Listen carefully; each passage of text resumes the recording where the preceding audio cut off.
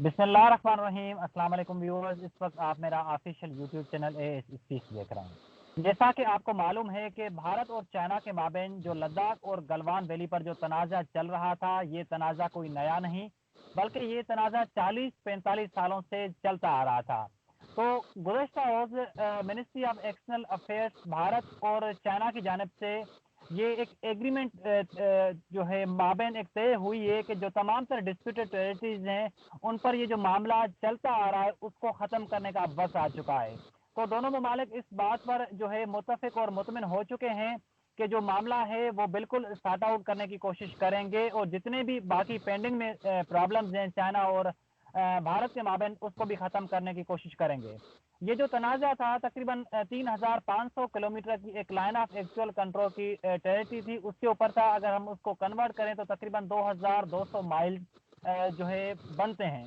मगर कुछ हलकों में ये खबरें भी गर्दिश कर रही हैं कि भारत ने कुछ इलाके जो हिमालय के कुछ इलाके हैं वो चाइना के सुपर्द करने का ऐलान किया है। इस मौजू पर हमारे साथ बात करने के लिए हमारे साथ मौजूद हैं भारतीय दिफाई तज्ज़ियाकार आइए राज करजान साहब। राज साहब, आपका बहुत शुक्रिया। Thank you. Good evening Arif. Good evening sir. राज साहब, सबसे पहले तो ये बताइए कि कुछ हलकों में ये खबरें गर्दिश कर रही हैं कि भारत ने कुछ इलाके हिमालय के हैं जो चाइना के हवाले करने का ऐलान किया है, मगर ये खबरें मीडिया पर गर्दिश नहीं कर रही और ये मिनिस्ट्री ऑफ एक्सटर्नल अफेयर्स की जानिब से इस बात को छुपाया जा रहा है। तो इन खबरों में कितनी सदाकत है? मैं नहीं समझता इन खबरों में कोई सच्चाई है। दोनों तरफ से बातचीत चल रही है। भारत का अभी तक स्टैंड वही है कि जो अप्रैल में पोजीशन थी वही दोबारा बहाल की जाए, स्टेटस को मेंटेन किया जाए। कुछ इलाके हैंड ओवर करने की जो आपकी खबर है ये कहाँ से आई है, ये इसकी मैं पुष्टि नहीं कर सकता। भारत में ऐसा कोई समाचार भी नहीं है, किसी मीडिया में भी नहीं मैंने पढ़ा है या देखा है। तो बातचीत चल रही है दोनों, जहाँ जहाँ अप्रैल के बाद स्टेटस चेंज हुआ है। आपने ठीक कहा, 3500 किलोमीटर लंबी लाइन ऑफ एक्चुअल कंट्रोल है। वो डिफाइंड नहीं है, डिमार्केटेड नहीं है, जमीन पर कोई निशानात नहीं है। भारत बार बार कहता रहा है, चीन ने आज तक कोई दिलचस्पी नहीं दिखाई डिमार्केट करने की। तो ऐसे ना समझिए, आपने शुरू में कहा था कि 40 साल में पहले भी हुए हैं, लेकिन इतने संजीदा तरीके से जहाँ लोगों की मौत हो जाए ऐसा पहले नहीं हुआ था। ये बड़े बदकिस्मती की बात है कि इस बार ऐसा कुछ हुआ है। तो लेकिन ये जो आपकी खबर है ये मेरे को नहीं लगता सही है। अच्छा सर, आपकी बात बिल्कुल दुरुस्त है। ये जो तनाज़ा है कोई पहली मर्तबा नहीं हुआ, मगर जो इस मर्तबा ये जो 15 जून को तनाज़ा पेश आया, इन बातों को, इन खबरों को इतना उछाला गया कि बस हर आए रोज़ हर घंटों में हमें ये लगता था कि बस भारत के हाथों से ये इलाके जा रहे हैं, भारत के हाथों से अभी ये इलाके जा रहे हैं। एक मीडिया पर इतना सस्पेंस क्रिएट किया गया कि जो आम आदमी थे, जो भारत की जनता थी या जो चाइना की आवाम थी, वो बहुत परेशान थे, कंफ्यूज थे कि अब बस भारत के इलाके जा रहे हैं। ये इस तरह की हसास नोयत क्यों पैदा की गई? आखिर ये जो मीडिया खबरें गर्दिश करवा रहा है उसकी क्या वजह है? देखिए, भारत का मीडिया बिल्कुल फ्री है। वो 300 से ज़्यादा चैनल हैं, 24 घंटे चलाते हैं, तो कोई ना कोई सनसनीखेज खबरें उनको चाहिए। कोई लद्दाख में नहीं गया है, एक आध कोई जर्नलिस्ट बाद में पहुंचा होगा, कोई इलाके को नहीं जानता है। तो ये तो अटकलबाजी है, ऐसी सनसनीखेज जिससे लोग ज़्यादा उस मीडिया को देखें, उनकी टीआरपी ऊपर बढ़े। तो ये तो डेमोक्रेसी में होता है, अमेरिका में भी यही हो रहा है। जो फ्री डेमोक्रेसी है, जहाँ मीडिया फ्री होता है, ऐसा अक्सर माना जाता है, ऐसा होता है। राजा साहब, देखें ना कि अगर मीडिया को भी उतनी आज़ादी होनी चाहिए कि स्टेट की रेट को चैलेंज ना करे। अगर हम मेजॉरिटी में जो हम पूरी दुनिया में 200 से ज़्यादा ममालिक हैं, अब एशिया के अंदर मेरे ख्याल में जो मीडिया को आज़ादी दी गई है वो अफ्रीकन या यूरोपियन कंट्रीज में नहीं है। जिस तरह हम देखते हैं कि जो पाकिस्तान की मीडिया है या जो भारत की मीडिया है, जिस तरह स्टेट की रेट को चैलेंज करते हैं, ये बहुत हसास बात है, क्योंकि स्टेट के मामला वहाँ का जो सुपीरियर होता है, वहाँ का जो हेड होता है, वो बेहतर जानता है। तो मीडिया इन खबरों को इस तरह क्यों गर्दिश करवा रहा है? क्या आप समझते हैं कि एक मुकम्मल कानून साजी होनी चाहिए जिसकी वजह से अगर चाहे पाकिस्तान की मीडिया हो या चाहे भारत की मीडिया हो, کہ ان اسٹیٹ کی ریٹ کو چیلنج نہ کر سکے اور ایسی خبریں گردش جو ہے میڈیا پر نہیں چلائی جائیں جس سے ملک کے جو سیکیورٹی معاملات ہیں وہ جو حساس ہیں اور ایسی نوعیت پیدا ہو؟ دیکھیے، بھارت کے کانسٹیٹیوشن میں فریڈم آف ایکسپریشن کا رائٹ دیا ہوا ہے. میڈیا کو ایڈوائز آپ کر سکتے ہیں. اس کے علاوہ جو ہمارے آفیشیل اسپوکس پرسن ہیں منسٹری کے، منسٹر آف ایکسٹرنل افیئرز کے، منسٹر آف ہوم افیئرز کے، وہ بھی پریس کو بریف کرتے ہیں. وہ ایک اوتھینٹک ورژن ہے. لیکن اس کے باوجود بھی اگر میڈیا اچھالتا ہے اس کو، تو میں نہیں سمجھتا اس پر کسی قسم کی بندش لگانا ایک صحیح بات ہوگی. ڈیموکریسی ہے، اچھا بھی ہوتا ہے برا بھی ہوتا ہے اس میں، تو ان کو کرنے دے، لیکن میڈیا کو اپنی ذمہ داری سمجھنی چاہیے، اور کچھ لوگ سمجھتے بھی ہیں. ہاں راج صاحب، چائنا کے کچھ اخبارات ہیں جن میں یہ خبر لگی ہے کہ منسٹری آف ایکسٹرنل افیئرس جو بھارت اور جو چائنا کے ہیں، دونوں کے جو اسپوکس پرسن ہیں اور جو فارن منسٹر ہیں، وہ اس بات پہ انہوں نے ایگری کیا ہے کہ جتنے بھی پینڈنگ میں پرابلمز ہیں ان کو ہم حل کریں گے. تو یہ معاملات آپ کیا سمجھتے ہیں کہ کب تک حل کیے جائیں گے اور ایسا کب تک ہوتا رہے گا؟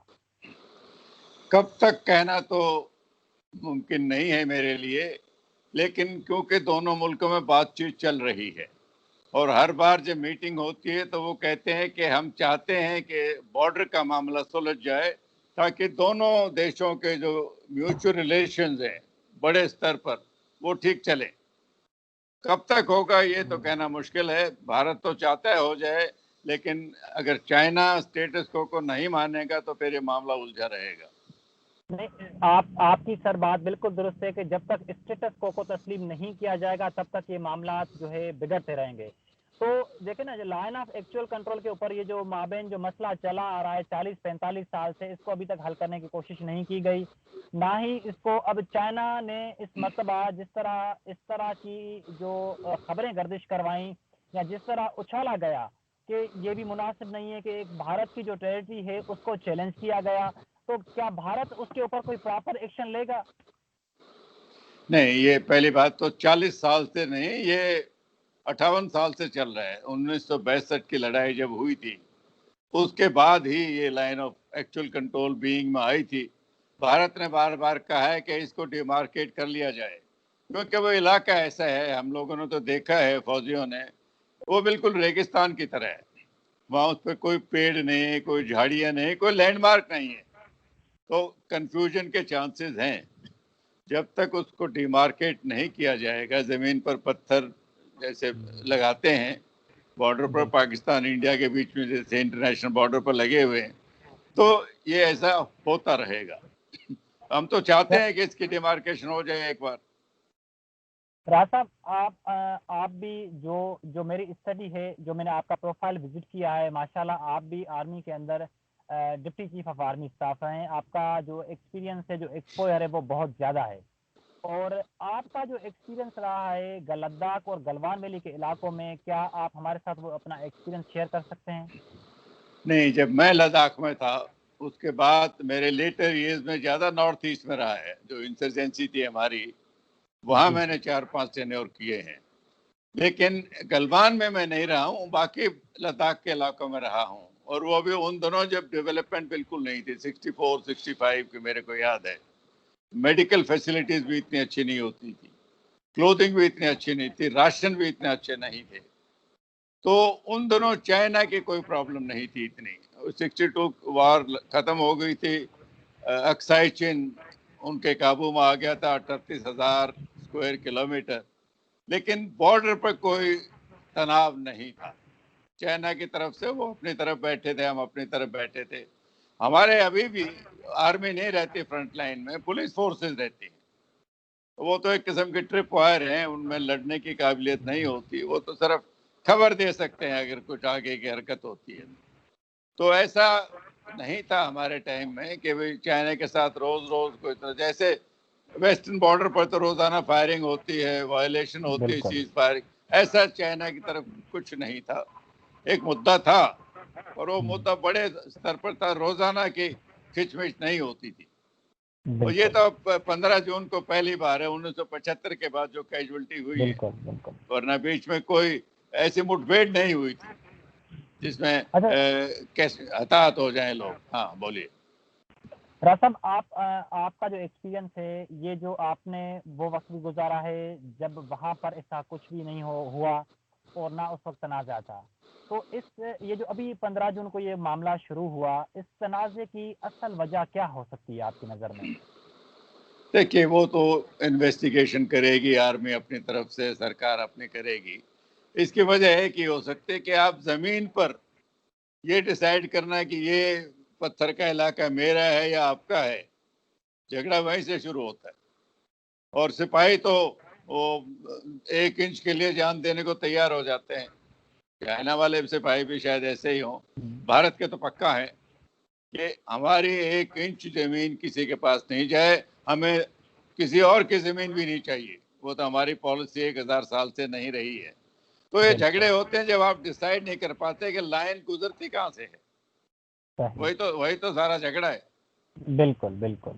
اچھا، تو سر کیا آنے والے دنوں میں یہ جب دونوں ممالک کے مابین ایک ایگریمنٹ ہونے جا رہی ہے، اور یہ بہت خوش آئند بات ہے کہ جو یہ دونوں ممالک ایشیا کے ہیں، اور یہ بہت خوش آئند بات ہے کہ دونوں ممالک کی کہ مطلب کہ جو ایک امن کا جو پیغام تھا، وہ جو آہستہ آہستہ ختم ہوتا ہوا نظر آ رہا تھا، وہ ایک دوبارہ اس وقت امن کا پیغام بحال ہونے جا رہا ہے.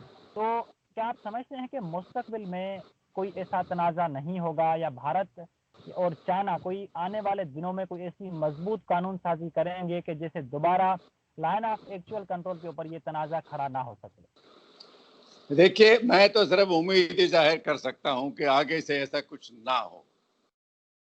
اس مدے کو ایک پرماننٹ سولوشن تو اس کا وہی ہے جب بارڈر ہی مارکیٹ ہوگا. اب جیسے بھارت اور پاکستان کے بیچ میں پہلے وہاں بھی کنفیوژن تھی. جب ہم پہلے سیز فائر لائن ہوتی تھی پہلے 72 سے پہلے، تو جو 49 جنوری کو جہاں جہاں فوجیں تھی وہی لائن بن گئی.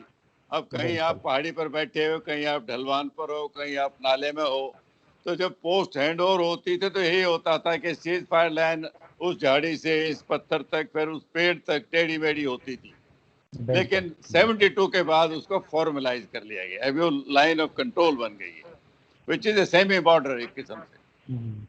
اچھا راستہ، جی آپ carry on sir, please carry on. No, تو چائنا کے ساتھ بھی اس کا حل یہی ہے کہ جب تک یہ line of actual control demarcate, اس کی مارکنگ زمین پر نہیں ہو جائے گی، جب تک وہ پتھر نہیں لگائے جائیں گے، تو سپاہی کے تو کنفیوژن رہے گی.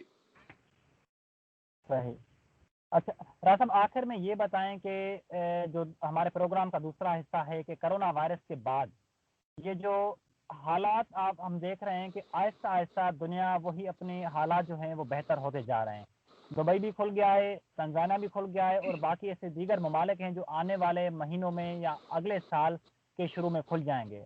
تو کرونا وائرس کی یہ جو صورتحال کے بعد بھارت کے اندر اس وقت کیا حالات ہیں، اور کیا یہ بات کب تک ایکسپیکٹڈ ہے کہ بھارت ٹورزم شروع کرے گا؟ دیکھیے بھارت میں یہ نہیں ہے کہ کورونا کم ہو گیا ہے، ابھی تو کیسز بڑھتے جا رہے ہیں. حالانکہ ہماری مورٹیلٹی ریٹ دنیا میں سب سے نیچے ہے. اٹ از 1.8 یا 9% ہے، جو کہ دنیا کو کمپیئر کریں تو ایک بہت لو ہے. لیکن کب تک لوگ گھروں میں بیٹھیں گے؟ آپ کو اکانومی کا بھی خیال ہے، اکانومی سب پیچھے جا رہی ہے، آپ کی بھی جا رہی ہے، ہماری بھی جا رہی ہے. چائنا کو چھوڑ کے ہر ملک کی اکانومی نیچے جا رہی ہے. تو سرکار کو ہر طرف سے سوچنا پڑتا ہے.